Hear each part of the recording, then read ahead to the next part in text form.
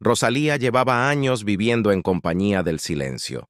No el silencio apacible de los libros o de la naturaleza, sino el silencio denso de las casas que guardan demasiados recuerdos y reciben muy pocas visitas. Desde que su esposo partió de este mundo, había transformado su casa en una especie de santuario.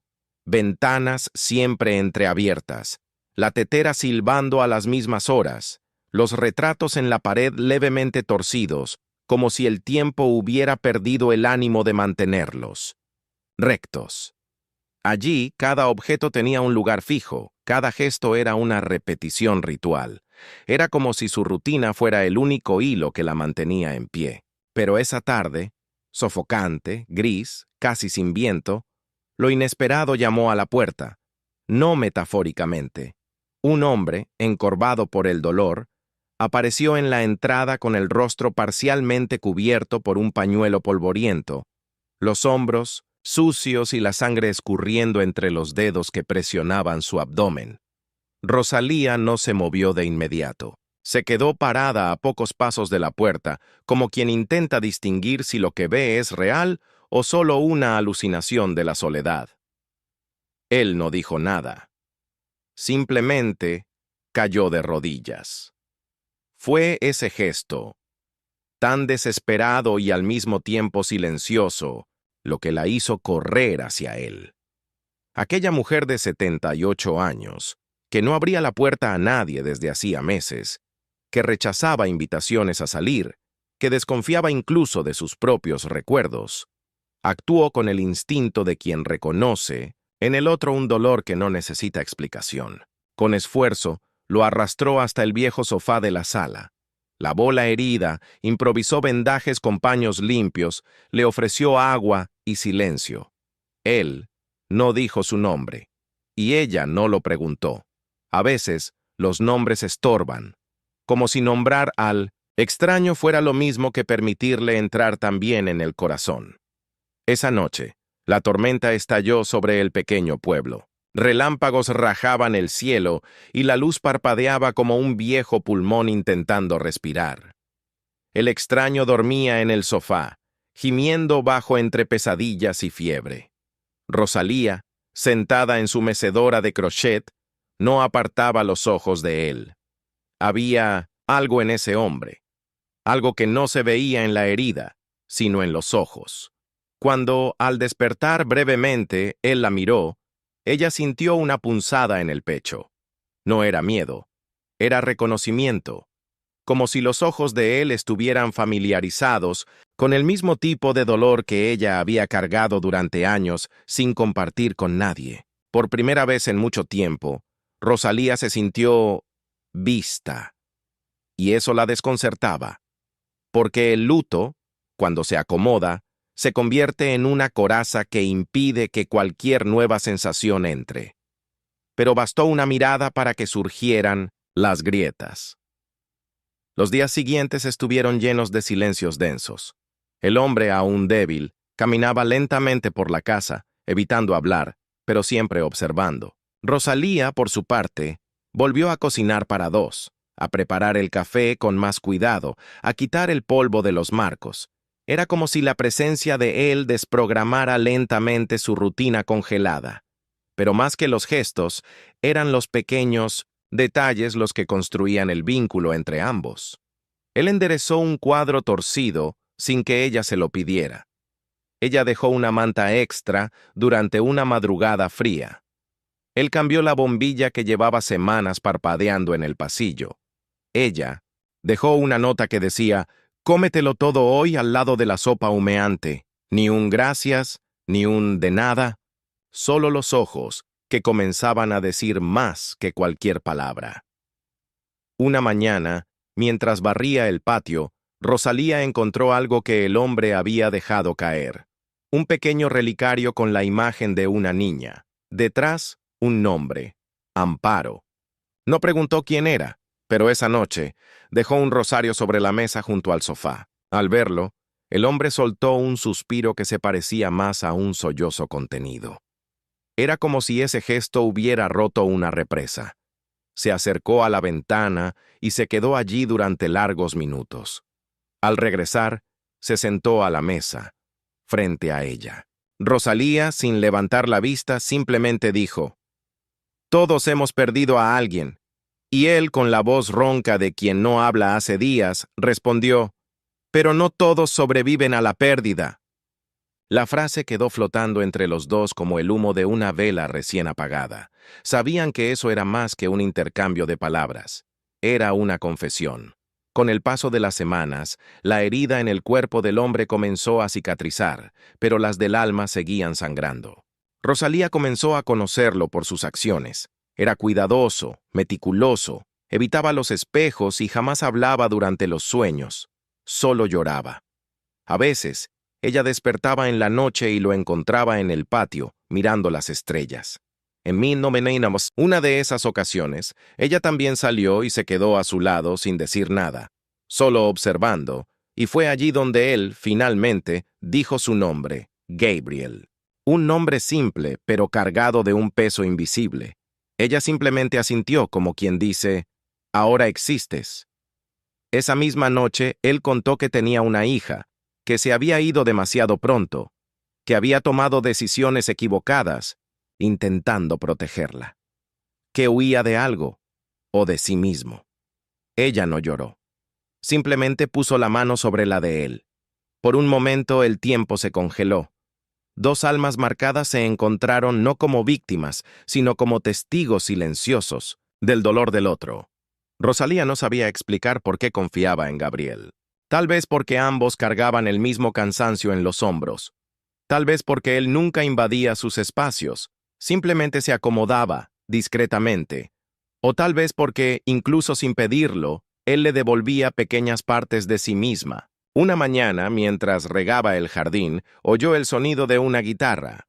Se detuvo, sorprendida. Gabriel, sentado en la galería, tocaba un lamento antiguo, de esos que no necesitan letra para decirlo todo. La música llenó la casa como el aroma del pan recién horneado.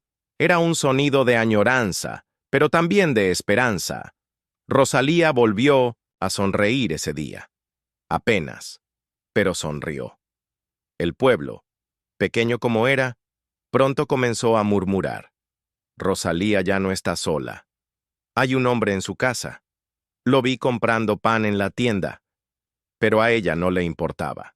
Por primera vez, los susurros no la herían. Gabriel también parecía ajeno a las lenguas afiladas. Barría la acera, limpiaba la cisterna, cambiaba las tejas como si siempre hubiese pertenecido a ese lugar. No eran una pareja, no en el sentido tradicional. No compartían cama, no se hacían promesas, ni se tocaban con frecuencia. Pero entre ellos había una intimidad más profunda, construida en el respeto, la escucha y la complicidad del silencio. Un domingo por la mañana, mientras Rosalía preparaba el café, Gabriel le dijo: «Pensé que iba a morir sin encontrar a alguien que me viera». Ella no respondió de inmediato. Simplemente se giró, colocó la taza frente a él y dijo: «Yo también». Fue la primera vez que rieron juntos. No fue una carcajada, fue una risa contenida, casi tímida, pero real. En ese instante, algo se selló entre ellos. No un romance, sino un pacto. De continuar. Detrás de cada gesto, por más sencillo que fuera, había una sanación en proceso. Cada vez que él lavaba los platos, cada vez que ella cosía un botón en su camisa, rescataban partes perdidas de sí mismos. Gabriel, sin saberlo, le enseñaba de nuevo a Rosalía a confiar. Rosalía, sin darse cuenta, le devolvía a Gabriel el derecho de existir sin miedo. Aún no hablaban mucho. Pero cuando lo hacían, cada palabra tenía el peso y la ligereza de las cosas verdaderas. La casa, antes llena de sombras, ahora tenía rincones iluminados por risas discretas y por una música suave que, de vez en cuando, escapaba de la vieja guitarra. La relación entre Rosalía y Gabriel no necesitaba etiquetas. Era más que amistad, menos que pasión, pero infinitamente más importante que cualquier definición. Era un encuentro de sobrevivientes. dos corazones remendados encontrando. Uno. En el otro, el espacio seguro donde volver a empezar ya no parecía tan imposible. La casa de Rosalía, antes un templo de silencio y rutina, se había convertido ahora en un campo minado de palabras no dichas. La presencia de aquel hombre desconocido, a quien ella había comenzado a llamar simplemente el extraño, no solo llenaba los espacios vacíos de la casa, los hacía estallar. No era ruidoso. No hacía preguntas, pero en cada gesto, en cada silencio prolongado en la mirada, surgía un espejo que la obligaba a verse a sí misma con una nitidez dolorosa. Los días avanzaban con lentitud ritual. Rosalía preparaba el café. Él se sentaba a la mesa. El olor a pan recién horneado llenaba la cocina, pero el aire seguía siendo denso, como si estuviera impregnado de historias que ninguno de los dos se atrevía a contar. Y poco a poco, al ritmo de las horas repetidas, comenzaron a mostrarse las grietas internas. No en explosiones, sino en detalles casi imperceptibles, como un vaso lleno de más, o la forma en que él evitaba mirar los retratos. Al tercer día, el extraño preguntó si podía encender el fuego. Fue la primera vez que dijo más de 3 palabras seguidas.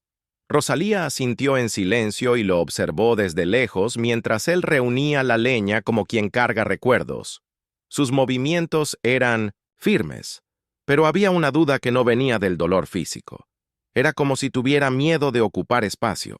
Y allí, frente al calor de la chimenea, soltó la primera pieza del rompecabezas que llevaba en el pecho. Una hija, una niña de 6 años llamada Sofía. Ella me esperó, y no volví a tiempo, dijo, mirando el fuego como si esperara encontrar su rostro entre las llamas. Rosalía no respondió. Solo tomó la taza de barro más cercana y la llenó de té, colocándola en sus manos con la delicadeza de quien también ha perdido a alguien que no puede recuperar. Pero Rosalía no era solo silencio. Por dentro gritaba. El nombre del esposo, muerto, resonaba entre las paredes de la memoria con la brutalidad de los gritos, de las puertas azotadas, de las noches en que durmió boca abajo para esconder los moretones. El extraño no sabía eso. Aún no, pero lo sentía. Había algo en Rosalía que no encajaba con la dulzura de sus palabras. Un temblor contenido, una rabia que no ardía, pero latía. Y con el paso de los días, esa herida compartida comenzó a revelarse como un tipo de código secreto entre ambos. No se trataba de compatibilidad.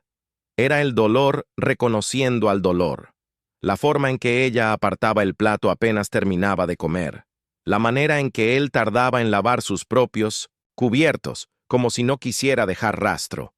Eran señales de quienes aprendieron a no existir demasiado. Al 6.º día, durante una tormenta, se fue la luz, y el hombre, aterrorizado, se encogió en un rincón como si los truenos fueran disparos. Rosalía, al verlo temblar, se sentó a su lado, sosteniendo una vela encendida entre las manos. «Fui enfermera de guerra», susurró. «Creí que lo había visto todo. Pero hay cosas que el cuerpo no olvida». Él solo asintió.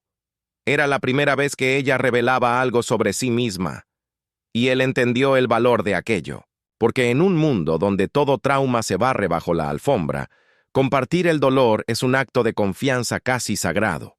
Poco a poco, el rompecabezas de ambos comenzaba a armarse, y las piezas, aunque distintas, tenían bordes que encajaban con una precisión desconcertante.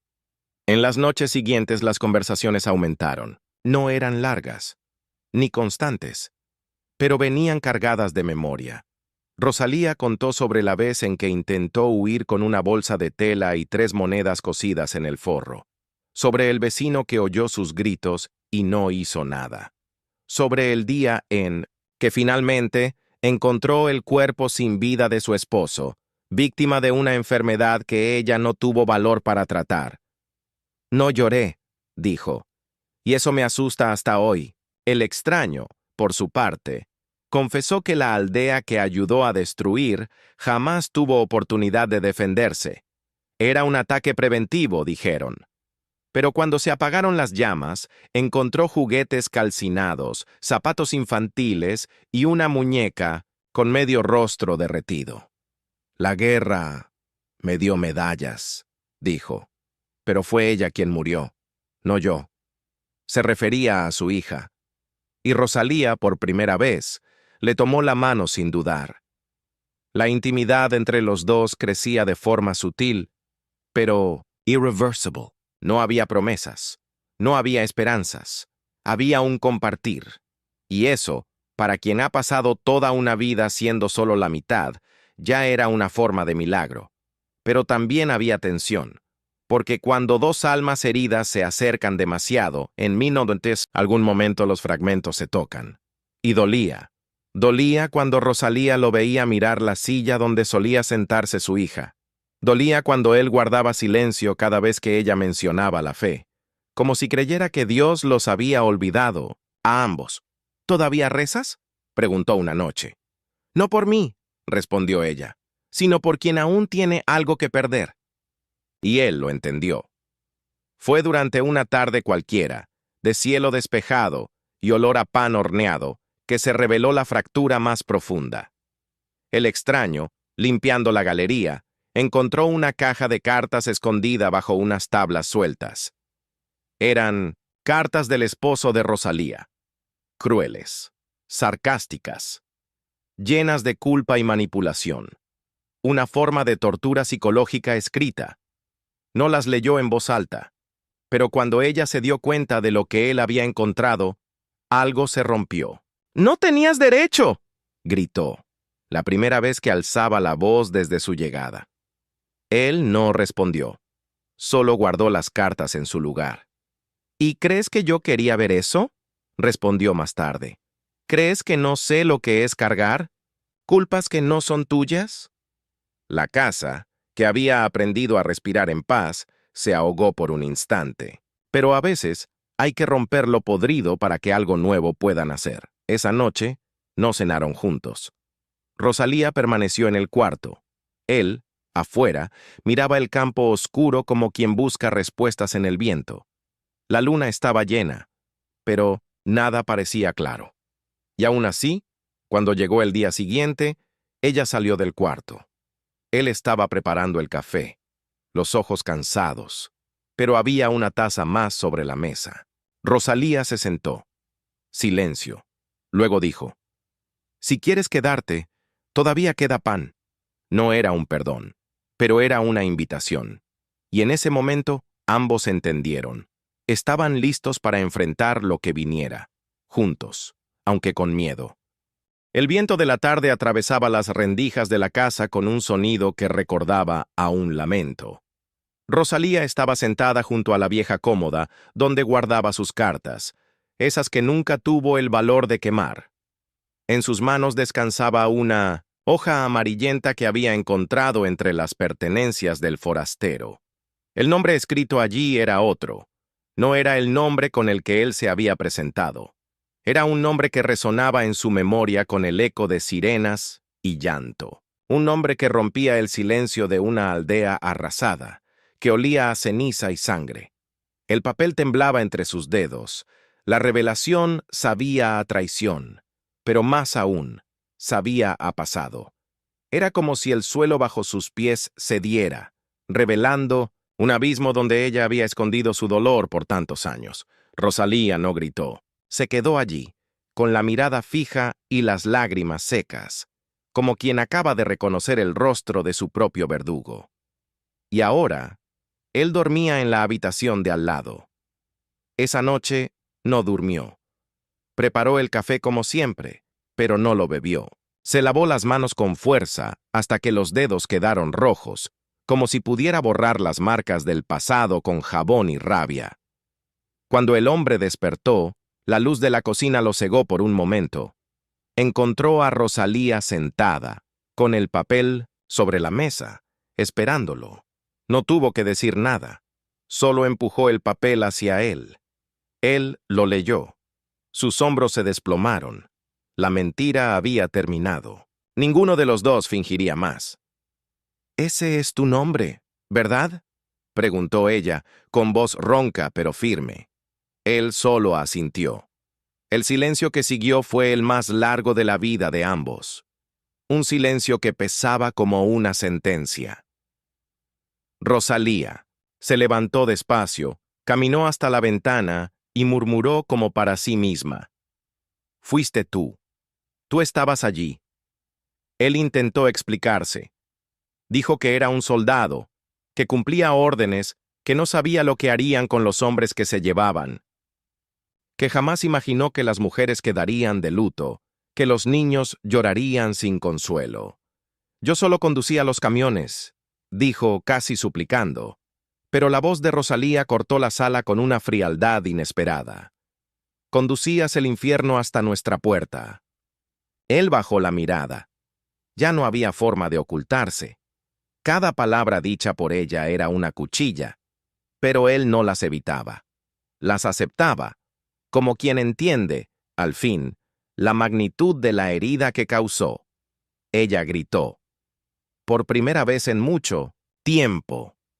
Gritó con el cuerpo, con los ojos, con el pasado.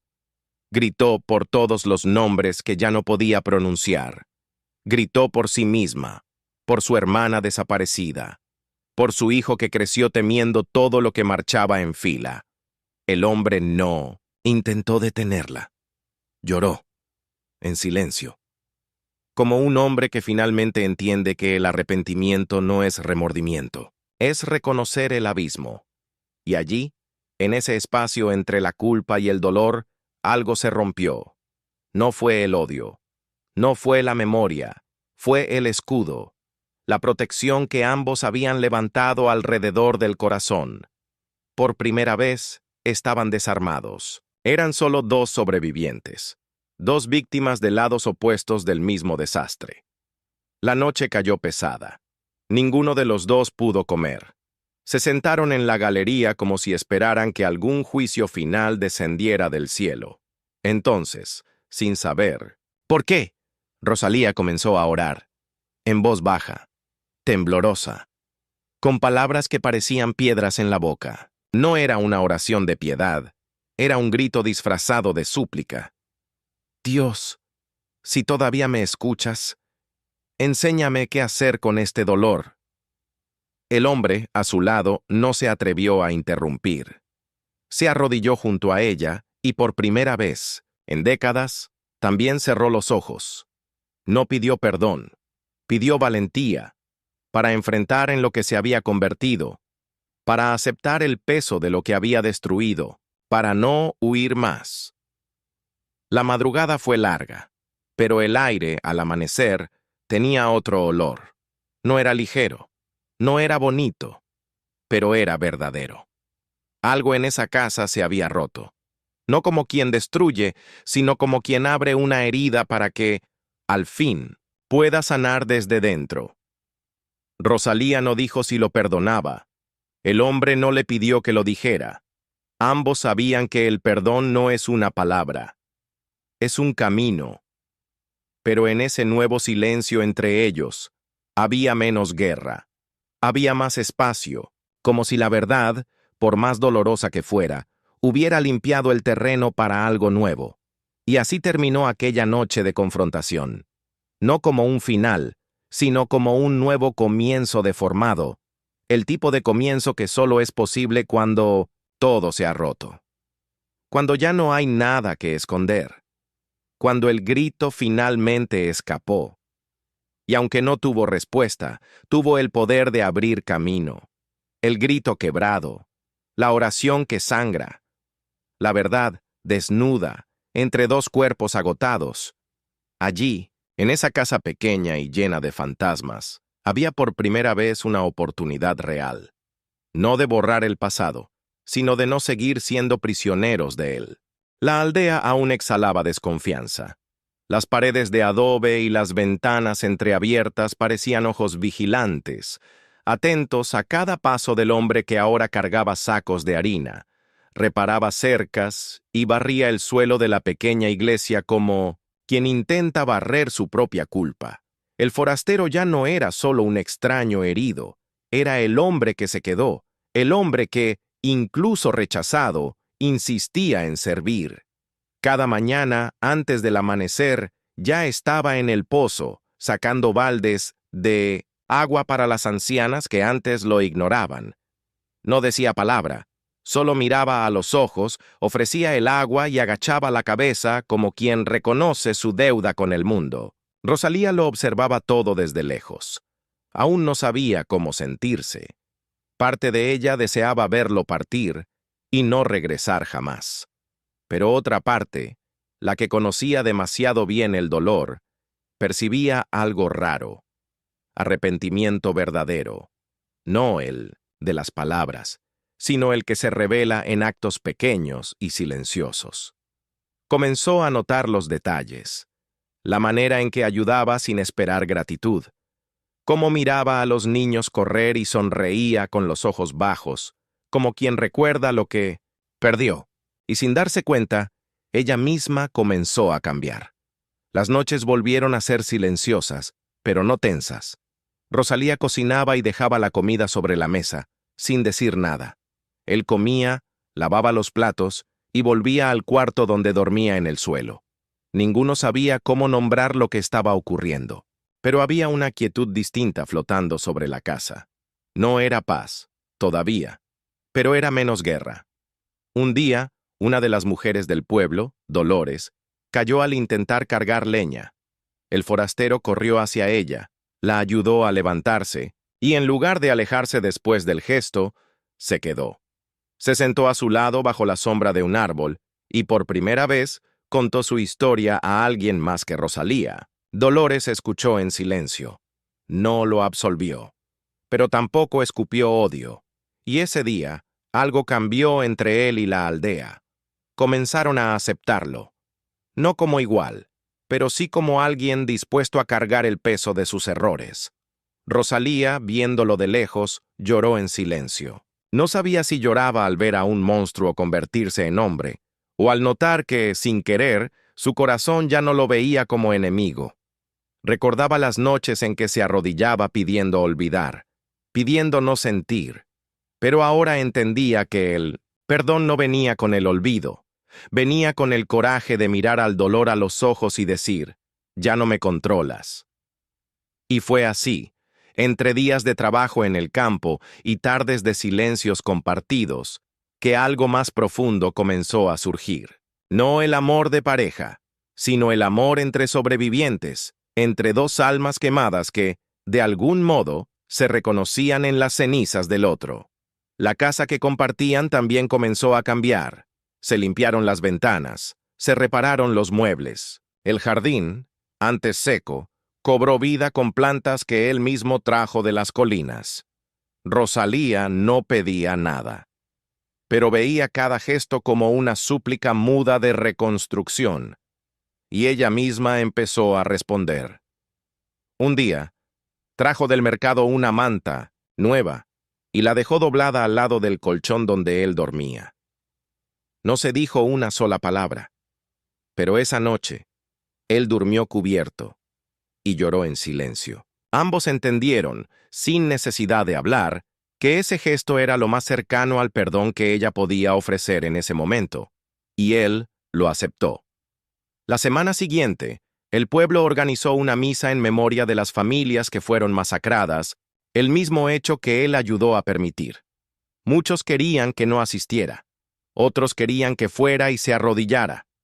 Rosalía no dijo nada. La tarde del evento, él caminó solo hasta la capilla, vestido con la camisa blanca que ella había lavado y doblado días antes. Al llegar, no intentó esconderse. Se sentó en la última fila y allí se quedó, en silencio. Cuando el sacerdote pidió que se recordaran los nombres de los muertos, él se levantó. El pueblo contuvo la respiración. Y entonces, con voz temblorosa, comenzó a decir los nombres que había memorizado. Hijos, padres, esposas, nombres que nunca conoció en vida, pero que ahora llevaba tatuados en el alma. Al terminar, volvió a sentarse. Nadie lo echó. Nadie lo abrazó. Pero nadie desvió la mirada. Eso fue suficiente. Rosalía lo esperaba afuera. Cuando él la vio, sus miradas se cruzaron como aquel primer día. Pero ahora había menos miedo. Ella dio un paso al frente y le tomó la mano. Fue la primera vez que lo tocaba desde que lo había acogido herido. Él no dijo nada. Ni ella. Pero ambos supieron. Ese gesto era un puente. Y del otro lado, había algo nuevo. A la mañana siguiente, él continuó con sus tareas. Pero ahora, cuando pasaba junto a los niños, ellos le saludaban. Cuando cruzaba caminos con los hombres del pueblo, ya no evitaban su mirada. Rosalía volvió a coser. Volvió a cantar mientras barría el patio. El dolor no había desaparecido, pero ya no era el centro de todo. Era solo una parte de la historia. El tiempo pasó. Se anunció un nuevo festival, el Festival de las Lluvias. Era una antigua tradición, casi olvidada desde las tragedias. Pero ese año, alguien propuso revivirla. Rosalía ayudó a coser las banderas. Él construyó el escenario. La gente comenzó a sonreír de nuevo. Y el día del festival, cuando la música comenzó, él se paró junto a ella y por primera vez los dos bailaron. No como amantes, sino como sobrevivientes, como almas que entendieron que perdonar no es olvidar lo que pasó. Es elegir no seguir cargando el cuchillo en el propio pecho. Esa noche, cuando las luces del pueblo se apagaron y el viento sopló sobre las casas humildes, Rosalía miró al techo de su habitación y susurró una oración. No pidió nada, solo agradeció. Por el valor, por la restauración, por la oportunidad de haber sido herida. Y aún así, elegir no herir de vuelta. El camino del perdón no había terminado, pero ella ya no caminaba sola. El banco era de madera simple pero firme, pulido con manos marcadas por el arrepentimiento, por noches sin sueño y por una esperanza silenciosa. Nadie en el pueblo lo pidió. Nadie sugirió su construcción. Pero cuando el forastero fijó el último clavo y limpió el sudor de su frente, fue como si ese banco siempre hubiera pertenecido a la capilla. Un banco solitario, al fondo, donde el sol de la tarde tocaba apenas por unos minutos, lo suficiente para calentar la espalda de quien decidiera descansar allí. Y fue allí donde él se sentó, sin ceremonia, sin rezos en voz alta, solo un hombre y su silencio, dividido entre la memoria de los errores y la semilla de una paz recién germinada. Rosalía lo vio desde la puerta. Ya no había miedo en sus ojos. Ya no había rencor ahogando su respiración. El tiempo, y la decisión diaria de no cerrarse, había hecho que las heridas se volvieran cicatrices, aún visibles. Pero ahora, parte de lo que la hacía fuerte, caminó hacia el banco con pasos lentos, pero decididos, y se sentó a su lado. Ninguno de los dos dijo nada, porque ya no hacía falta. El silencio entre ellos ya no era incómodo, era sagrado. Y en esa pausa sin palabras se consolidaba una amistad que ningún perdón forzado podría construir. Era más que perdón. Era testimonio. Él suspiró hondo, los ojos clavados en el altar vacío frente a ellos. «Tengo que irme», dijo al fin sin girar el rostro. Rosalía no reaccionó de inmediato. Solo miró la madera del banco, deslizando la mano sobre las ranuras dejadas por la lluvia. «¿A dónde vas?», preguntó. Él tardó en responder. «No lo sé. A cualquier lugar donde la gente aún esté reconstruyendo algo». Hizo una pausa. «Sé lo que es destruir. Ahora quiero aprender a levantar». Rosalía asintió. Lo comprendía. Y de algún modo, sentía que ese momento era inevitable. Era como si ese banco hubiera sido construido para eso, para la despedida. En el pueblo, pocos sabían su nombre, y los que lo sabían, habían aprendido a no susurrarlo con rabia. Aún existía cautela, aún existía herida, pero también había, ahora, dignidad. Ya no era un invasor. Era un hombre que había hecho algo que muchos allí jamás se atrevieron: mirarse al espejo y no huir. Los vecinos que antes cruzaban la calle para evitarlo, ahora aceptaban su pan, su trabajo, sus reparaciones. No como quien perdona, sino como quien reconoce que la justicia, a veces, es un ciclo de reconstrucción. Y él había aceptado su parte. Rosalía lo acompañó hasta la salida del pueblo. El sol se estaba poniendo, tiñendo los tejados de un dorado tímido. El pueblo era el mismo, y al mismo tiempo era otro. Niños corrían por los callejones. Un grupo de mujeres tejía en silencio. Un perro dormía bajo la sombra de una carreta. La paz allí era pequeña, cotidiana, pero real. Él se detuvo un instante para mirar a su alrededor. ¿Crees que se acordarán de mí?, preguntó. Rosalía lo miró. Se acordarán del banco, dijo con una leve sonrisa. Y alguien algún día preguntará quién lo hizo. Él también sonrió. Y siguió caminando. No con prisa, pero con rumbo. Como quien carga en los hombros un nuevo nombre. No el que recibió al nacer, ni el que la guerra manchó, sino el nombre que él mismo decidió conquistar. Cuando el polvo de sus pasos comenzó a mezclarse con el horizonte, Rosalía volvió a la capilla. Se sentó nuevamente en el banco, respiró hondo, y por primera vez en muchos años, oró con tranquilidad, no por alivio, sino por gratitud. Pasaron los meses. El banco seguía firme. Se volvió parte de la rutina del lugar. Algunos se sentaban allí solo para pensar, otros para llorar en silencio. Había algo en ese banco que invitaba a la verdad. Un día, un niño entró corriendo a la capilla, los ojos curiosos escudriñando cada rincón. Se detuvo frente a Rosalía, que barría el piso con calma. ¿Quién hizo ese banco?, preguntó, señalando con el mentón. Rosalía se detuvo, miró el banco, como quien revisita un recuerdo no con tristeza, sino con honra. Alguien que aprendió a vivir antes de morir. El niño frunció el ceño, tratando de entender, y luego salió corriendo a jugar con los demás. Pero las palabras quedaron allí, flotando en el aire como perfume antiguo, porque allí, en el último banco de la capilla, no había solo madera y clavos, había historia, había transformación, había sobre todo una prueba viva de que la redención no es un premio, es una herencia, algo que se deja atrás, no para ser idolatrado, sino para inspirar. Rosalía volvió a sentarse allí muchas veces, a veces sola, otras con vecinos en silencio a su lado, a veces para orar, otras solo para recordar. El hombre no volvió, pero su gesto permaneció, y como todo gesto verdadero germinó. El pueblo que una vez estuvo marcado por el dolor, ahora llevaba cicatrices orgullosas. Y en el corazón de una mujer que aprendió a amar sin romanticismo, pero con fe, latía una certeza. Algunas vidas entran en nuestra casa como heridas, pero se marchan como semillas, y el banco permaneció, firme, discreto, eterno.